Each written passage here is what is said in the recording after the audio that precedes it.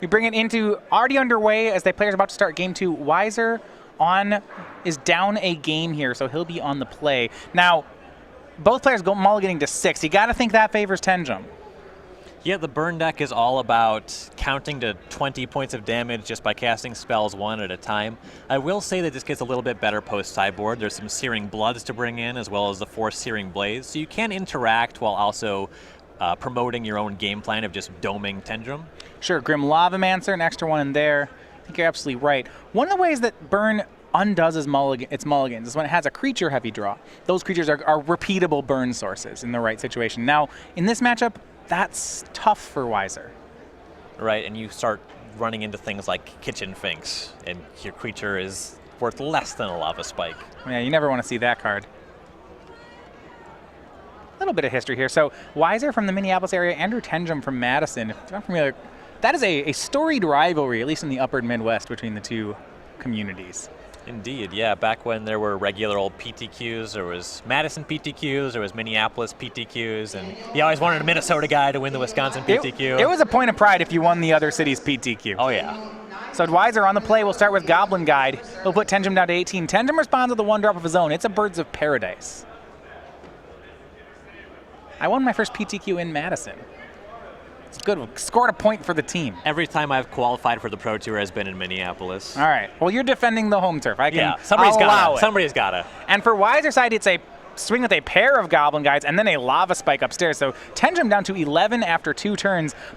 Goblin Guides have not given him any extra cards so far. This is a very fast draw from Weiser, and you think on a mulligan to 6, this is what he needed. Definitely. Not having an answer to the bird does give Tenjum the potential to play Kitchen Finks this turn. That would be a huge swing. Right, and we'll see if he can do it. The first 2 turns were about what Daniel... I'm not going to say perfect, because a kill spell for the birds would probably have been huge here. Goblin Guide into Searing Blaze might have been better. Right. And we see Tenjum very carefully fetching up basics. Smells like a Kitchen Finks. And that is the Finks. That is the play that Tenjum needed here. It puts him back up to 12, and more importantly, gives him a great blocker. Right. Go back over to Weiser. Now, with Tenjum at 12, things have become more difficult. I mean, can Weiser even swing the Goblin Guides anymore?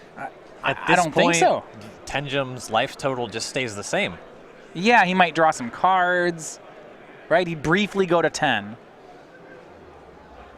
If Weiser can burn Tenjum down to 10, that attack would, or down to 2, that attack would kill him. And this is tough. This is what I said, those creature-heavy draws are a real liability in this matchup. Right, and the Goblin Guides aren't getting any better, so it's not. Yeah, it's hard to make this decision because it doesn't seem good either way that you play it. It feels like we're just looking for 4 Lava Spikes now. Which, oh boy. And at this point, Weiser is a Naya deck. We have not yet seen a white source out of him. I think I might have just seen one hanging out in his hand. Now, if he waits until he draws a card like Atarka's Command, then maybe that attack becomes better because he can Atarka's Command to pump the creatures and deny Tenjum the life gain. Yeah, the actual 3 damage upstairs at this point would actually do 1 more damage, but the Atarka's Command itself would be fine. For turn, Weiser plays Wild Nacatl and then Sacred Foundry. So the Sacred Foundry by itself puts Nacatl up to a 3/3. And how about another Kitchen Finks from Tenjum? Oh my. So I said things weren't going perfectly for Weiser. They kind of are for Tenjum, even though he's stalling on a land here. Yeah, he did miss the land drop. But boy, this is... Whew. That bird's living to this point has been huge for him. Yeah, without the Birds of Paradise, Tenjum would have had no plays. And that's kind of the folly of these creature-heavy burn decks. If there was just more stuff that you could aim at a creature, this would be a very different game. Yeah, if you had, talking about that possible Searing Blaze on turn 2, if they had one in his hand. If this Nacatl was just something that could target a creature. So Weiser's going to know that the situation has become tough for him. At this point, he's brainstorming to think what can go right. So he's going to swing the team. Well, he didn't give Tenjum a land, but there is another Kitchen Finks on top of Tenjum's deck. This is a...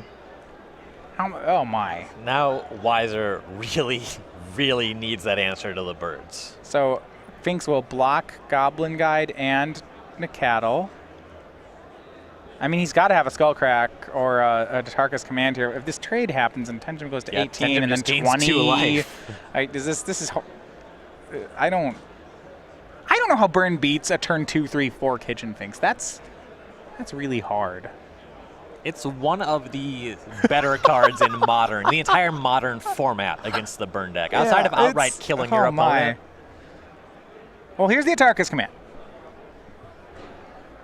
I'm assuming we're denying the life gain. We'll see if he pumps the team or deals 3. Looks like deals 3.